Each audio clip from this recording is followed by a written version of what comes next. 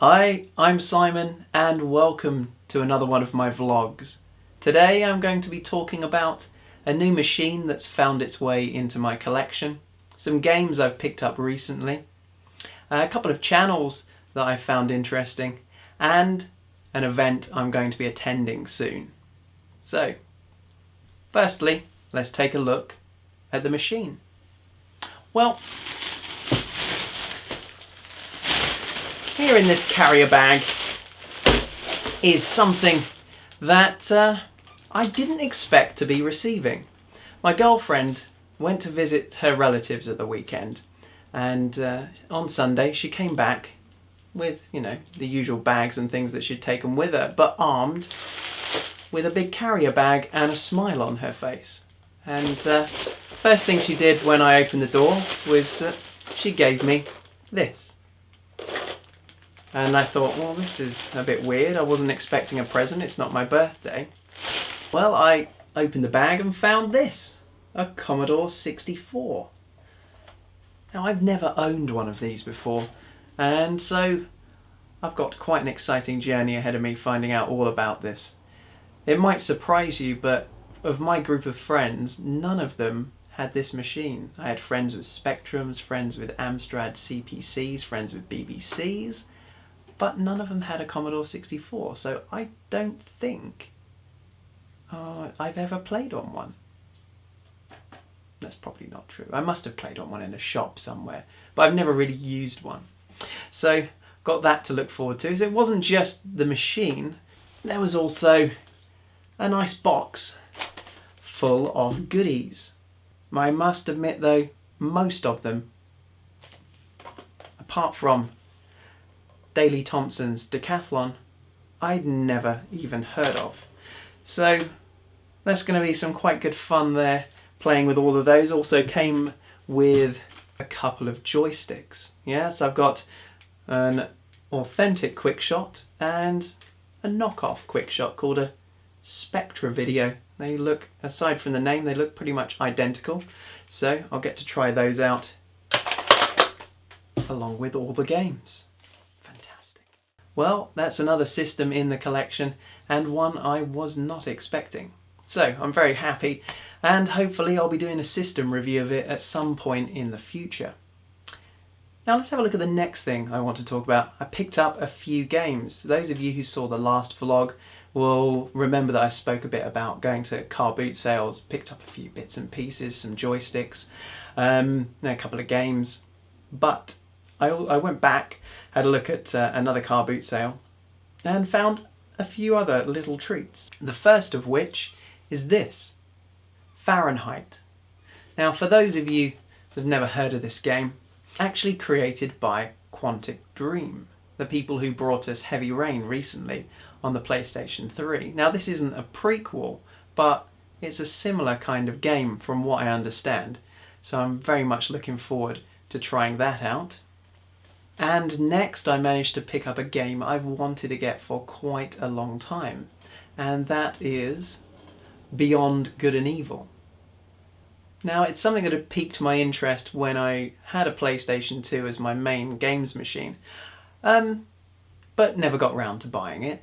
And then later I read a kind of a review, what they called a Future Classic section in Retro Gamer, and then only last week Kawaii Princess, Meg, she had a review for this game, and it kind of re-piqued my interest in it, and I was lucky enough to find it at one of the local car boot sales for, well, £2.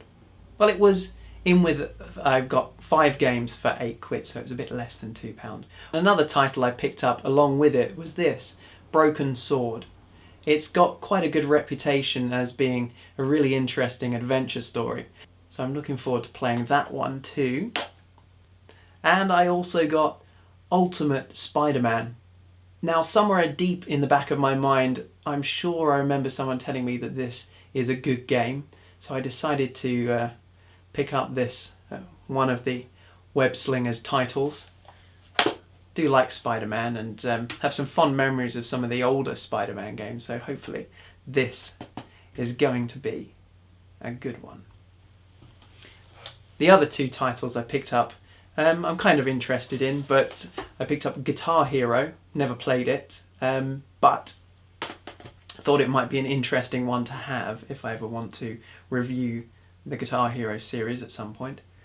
And another game, or game series, that I've never played any of is this, Rayman. Again, it's another title that's got a good reputation, so I want to try it. Well, that's it for the PlayStation 2 games, but I've actually managed to pick up some for the PlayStation 1. And in fact, in the last video, there were some other things that I bought that I didn't have time to include, so just chopped them out so I could fit the video into 15 minutes. But one of those things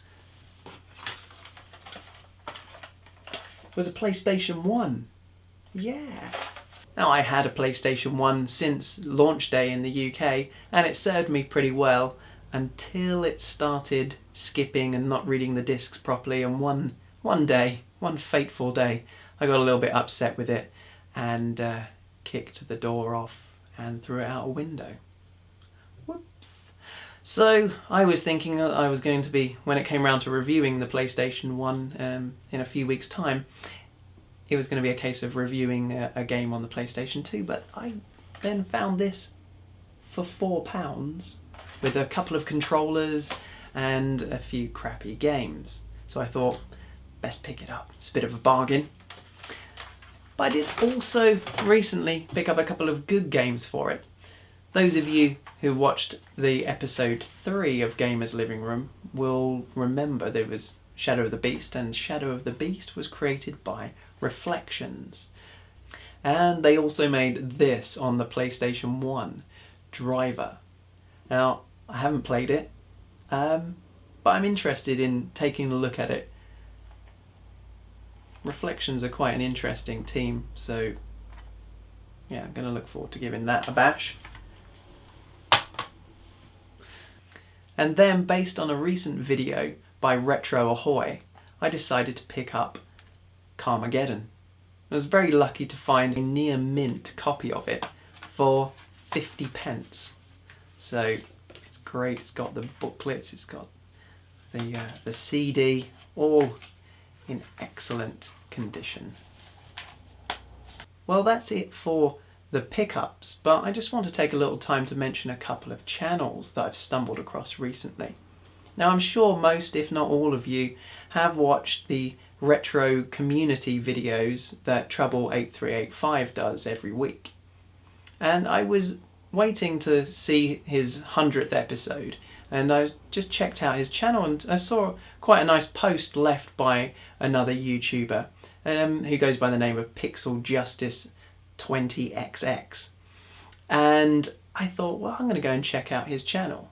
And it's just kind of the beauty of the way YouTube works, isn't it? The interconnectedness of everything. So I had a look at his video, and he had this great one on there for his review of Wolfenstein 3D. And it was quite hilarious, where he's basically created like a little video game. I guess it's got the feel of a SNES adventure. I'm sure some of you, or all of you, will tell me which adventure it closely mimics, but I don't know myself. And he kind of has a little story, like a little cartoon, and then reviews the game. And the cartoon is really quite hilarious, and the review is excellent.